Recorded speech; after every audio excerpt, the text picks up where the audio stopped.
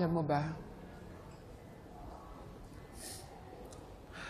nag-away yung parents ko kagabi. Dahil sa'yo. Nasaktan ni Daddy si Mommy. Si Mommy, nasaktan din si Daddy. Alam mo yung pamilya kong maayos. Nagkakaroon na naman ng cracks.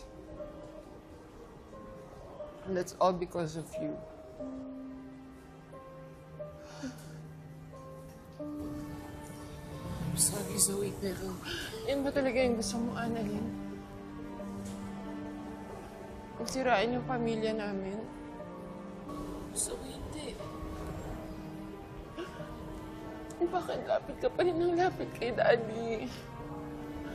Alam mo naman yung magiging epekto nun, di ba? Alam mo naman na masasaktan ako. Gusto ko lang naman kasama yung tatay ko. Gusto ko lang magkakuha ng tatay. Yun lang yun. Annalyn, for 18 years, wala kang tatay. Pero nag-survive ka naman, di ba? Ako yung pamilya ko for more than 22 years. Okay kami. Masaya kami. Tapos dumating ka. Bakit hindi ka nalang makontento sa mami mo? Bakit kailangan mo pa ng tatay? Wala ka naman in the first place, di ba? So, may tatay din ako. Nagkataon lang na pareho yung tatay natin. Sabi mo, nung nawalan ng memory si Daddy, that was a do-over for us. Na maayos ulit yung pamilya ko. Nasa States kami. Ang saya-saya ng pamilya ko. Ang saya-saya namin. Pero Annalyn, hindi mo kami tinigilan. Pagod na ako. Pagod na ako sa'yo. Alam mo, gusto ko lang naman yung pamilya na meron ako dati. Yung pamilya nung wala ka pa. Zoe, naintindihan kita. Pero may karapatan din naman ako kay dati. Hindi ko naman siya inaagaw sa'yo. Hindi nga ako nakikikalahati sa pamamahal niya sa'yo eh. Kumuport lang naman ako. Ba't ang damot-damot mo? Kasi hindi ka naman talaga dapat nag-exist. Pero nag-i-exist ako eh. Ba't ba hindi mo nalang tanggapin yun? Hindi ko matatanggap. Hindi ko kaya tanggapin na may kapatid ako sa labas. Kaya please, Annalyn, please, tingilan mo na kami. Tingilan mo na yung pamilya ko. Parang awa mo na.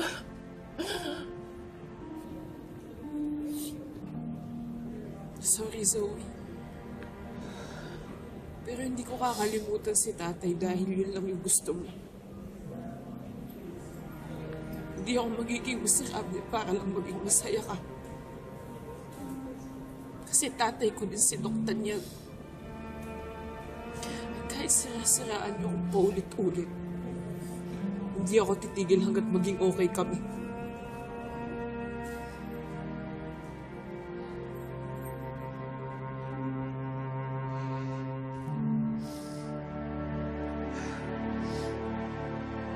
Ikaw ang madamot, Annalyn.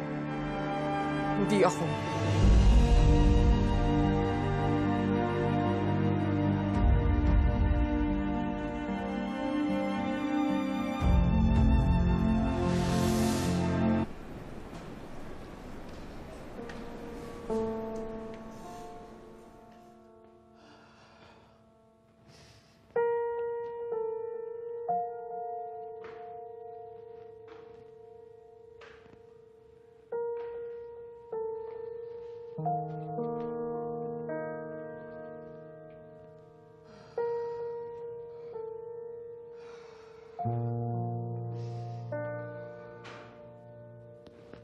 Zoe, I've been looking for you. May news ako para sa'yo.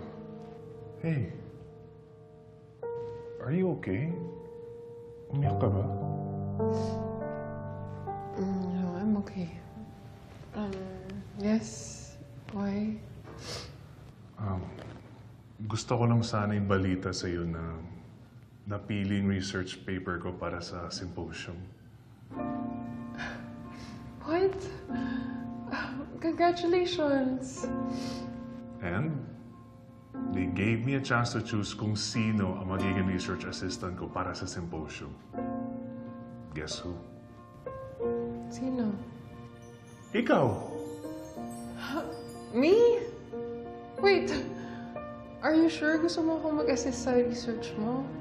Zoe, I need all the help that I can get. At alam kong matutulungan mo ko. And besides, I am sure matutuwa si Dr. Tanyag knowing na magre-present ka dun sa symposium. Okay lang ba sa'yo? Of course! I'll do everything I can to help you. Thank you.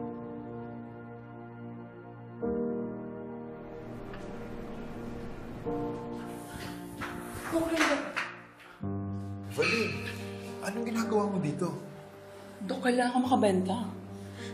Okay, hindi na ako gumagamit. Nagpabagong buhay na ako, okay? Ano? Ganun na lang yun? Baka nakakalimutan mo niligtas kita. Valine, okay? Here. Just take it. No. Hindi ko kailangan yan. Ginagawa ko to kasi gusto lang kitang tulungan. Sige na. Umalis ka na, Valine. Baka may makakita pa sa atin dito. Okay, Dok. Sabi mo eh.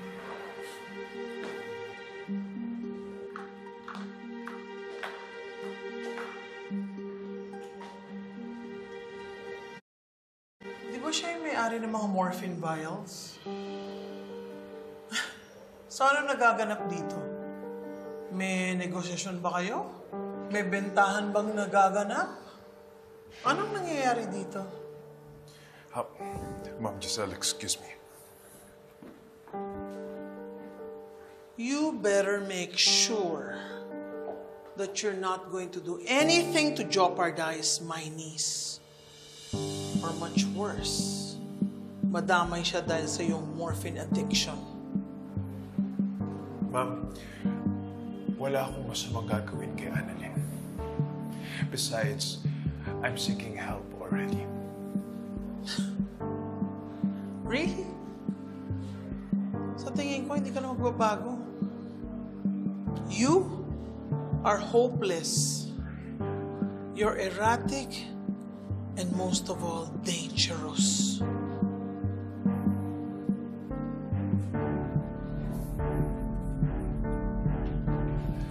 Di ba mas matindi yung ginawa mong kasalanan? Pinamigay mo yung anak mo. What? Now you know how it feels na mahusgahan.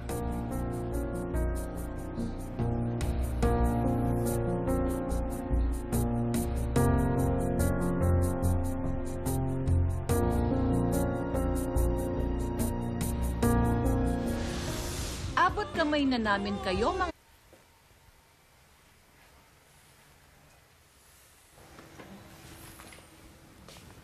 Doc Lindon, kayo na po ang nakadeck sa ER.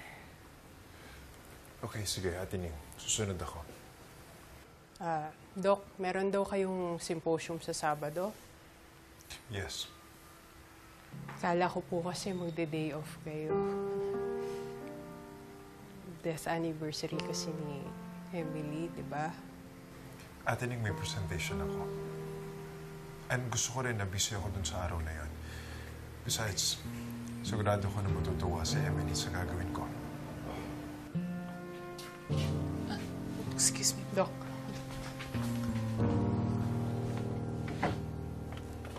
Dr. Santos, nasa iyo na yung mga files ko, di ba? I want you to make a slide presentation about my research study. Narinig mo ba ako? Dr. Santos, sabihin mo kung ayaw mong gawin. Ako na lang. Gagawin ko po, Doc. Pasensya na po.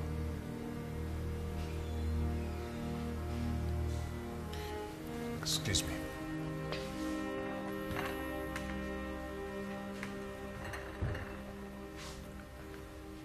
Here. Baka sakaling magbago yung mood mo. Excuse me.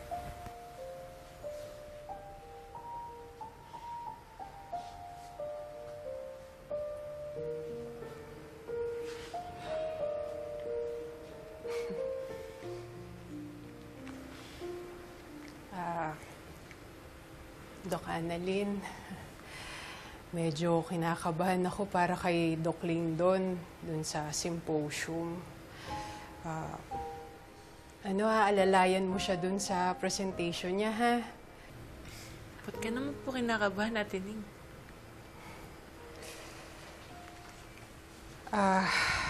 Doc Annalyn, sa Sabado din kasi yung death anniversary ng girlfriend niya, si Emily.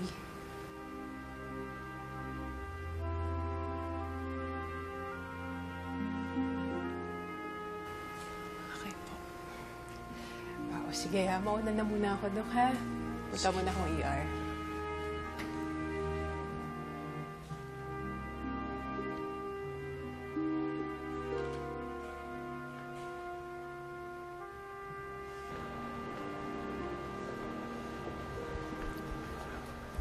Ma'am Giselle! Ma'am Giselle! Chang Susan! Nakita niyo ba yung girl kanina? Yung medrep na kausap ni Dr. Javier? Ma'am Giselle, teka sandali Inhale. Exhale. Isa pa. Inhale.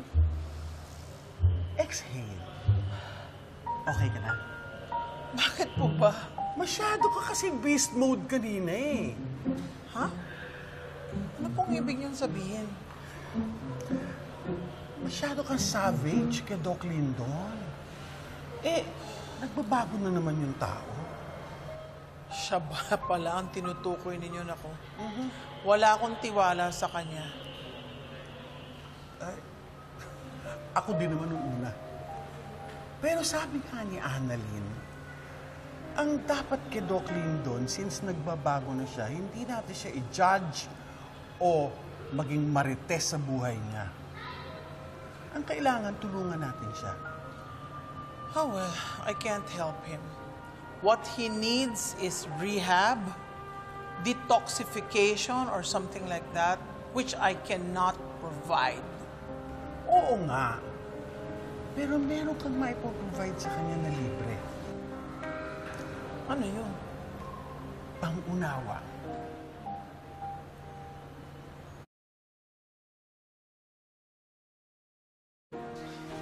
Tignan natin sa quarters baka ano sige. Ay, ito pala, Doc! Doc Annalyn! May naghanap po sa inyo. Oh, Miko! Hi, Doc.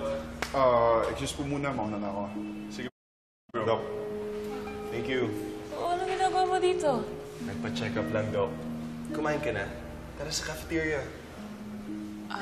Sorry, marami pa kasi akong gagawin eh. May presentation pa kasi kami ni Doc Lindon. Okay na kayo ni Doc Lindon? Hindi ko alam eh. Pero mas naintindihan ko siya ngayon. Mabuti naman. Doc Lindon!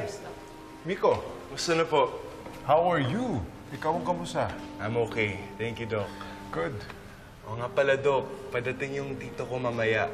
Pakilala ko kayo, Sure, sige. Death anniversary ng anak niya ngayong Sabado. Sayang nga kasi kung nandito lang si Ate MM, sigurado akong potong-poto yun sa'yo. Ate ate mo siya? Oh, pinaka-close kong pinsan. Sayang kasi namatay siya dahil sa boyfriend niya. Ang gago yun. Hindi ko man lang nakilala para maiganti si Ate Emily.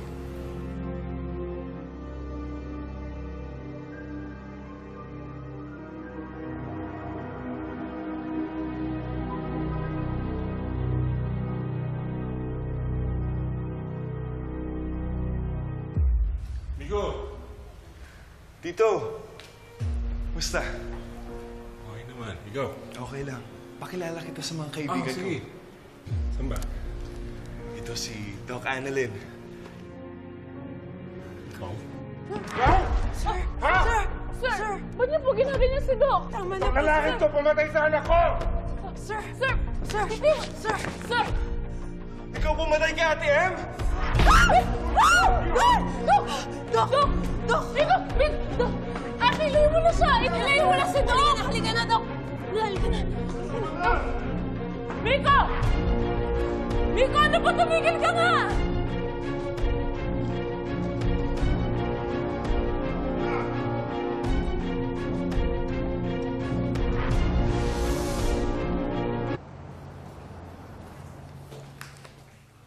Moira, can I talk to you? Yeah, sure.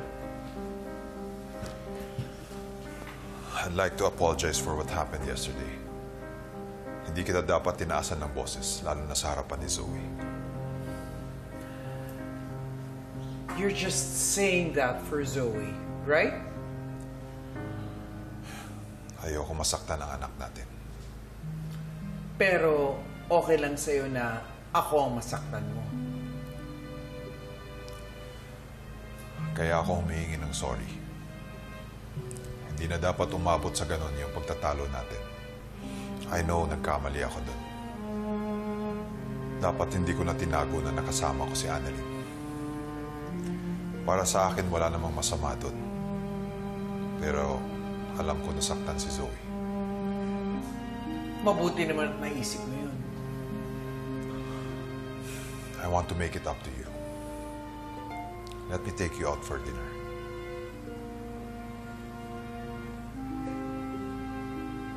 Okay.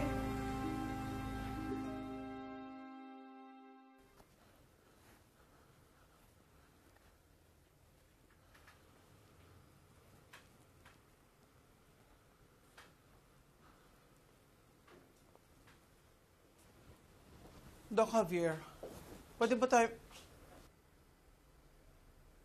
What happened to you? Pwede ba, Ma'am Giselle? My life is getting more miserable dahil hinahabol ako ng nakaraan ko. I'm sorry.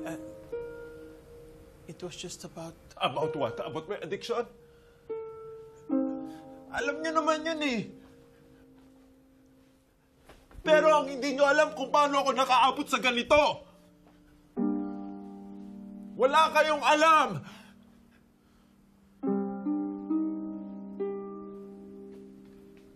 Ma'am Giselle, araw-araw,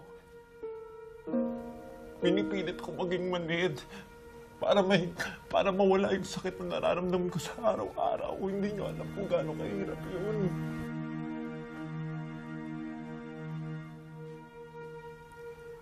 Gusto ko makalimot. Pero hindi ko magawa. Gusto ko makalimot, hindi ko magawa. Hindi ko alam kung paano. Hindi na matanggal sa isip ko, sa puso ko, yung mga nagawa ko kay Emily. Emily?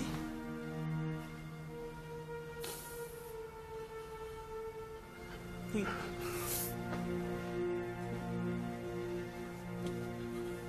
Gusto ko makalimot. Gusto ko makatakas dito sa sakit na nararamdaman ko. Pero wala. Itong nangyayari sa akin, lahat ng to, karma ko to. Dahil ako yung dahilan kung bakit namatay si Emily. Alam ko.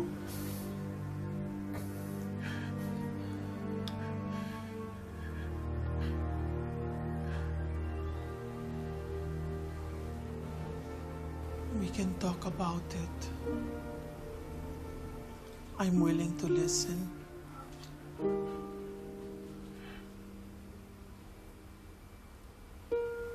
Hindi niyo maintindihan. Please. Umalis na lang mo kayo.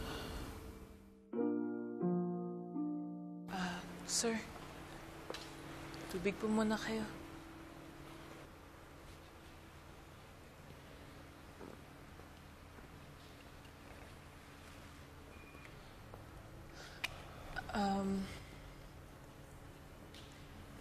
Kung aksidente po yung nangyari kay Emily, ba't niyo po sinasabi na pinatay po siya ni Doc Lyndon? Dahil wala siyang nagawa para sa anak ko. Hindi niya nailigtas si Emily. Doktor pa man din siya, pero hinayaan niya lang mamatay. I can't believe it! Yung doktor na nag-opera sa akin, yun pala yung boyfriend ni Ate Emily? Paano bang hindi mo nakilala si Doc Lyndon? Kayo na mama mo, hindi mo siya nampuan? Kasi di ko pa siya nakita. Nasa Davao kami nung nangyari yung aksidente nila ni Ate Em. Tapos ang tagal niyang tinatago kasi ayaw niya malaman ni tito, ni tita na yung boyfriend niya ang dahilan kung ba't di siya natuloy papuntang Canada. Kasalanan ko to eh. Kung naging firm lang ako humadlang sa relasyon nila, sana buhay pa si Emily ngayon. Hindi, tito. Si Doc Lyndon ang may kasalanan dito at dapat magbayad siya sa ginawa niya. We filed the case against him, pero na-dismiss lang. Not this time. Pagbabayaran niya yung ginawa niya.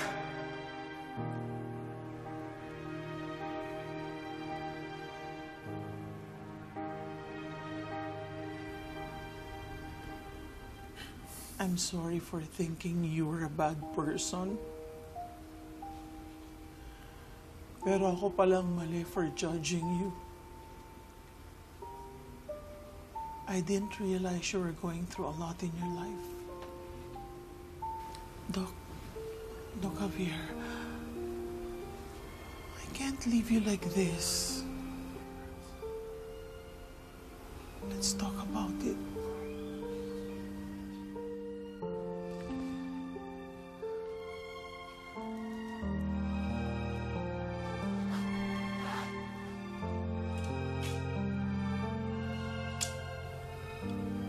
Sino si Emily? Sino siya sa buhay mo?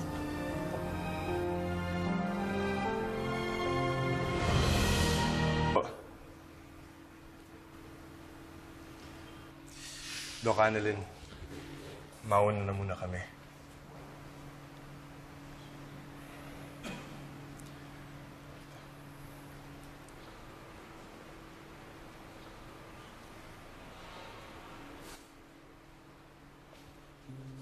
Grabe, Doc, no? Small world talaga. Alam ng lahat ng taga-East Ridge ang nangyaring aksidente kay Doc Lyndon at kay Emily. Nakita namin kung paano bumagsak at nawasak si Doc Lyndon. Sinisi siya ng lahat, hinusgahan siya. Pero kung tutuusin, biktima din naman siya. Doc Lyndon si Emily. Ate Ning, natural lang masisihin nila si Doc Lyndon. Sino ba yung nagdadrive ng kotse? Si Doc, di ba? Basta, walang kasalanan si Doc Lyndon doon.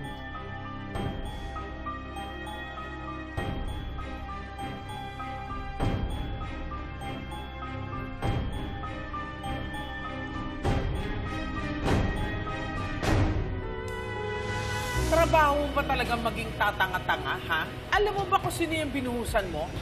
Hindi kami pumunta din ng asawa ko para sirain lang ng gabi namin. Kung nasan man si Emily ngayon, hindi niya magugusto ang nagkakaganyan ka ngayon. Learn to forgive yourself. I have to accept what happened. I need to learn how to forgive myself. Hindi madali.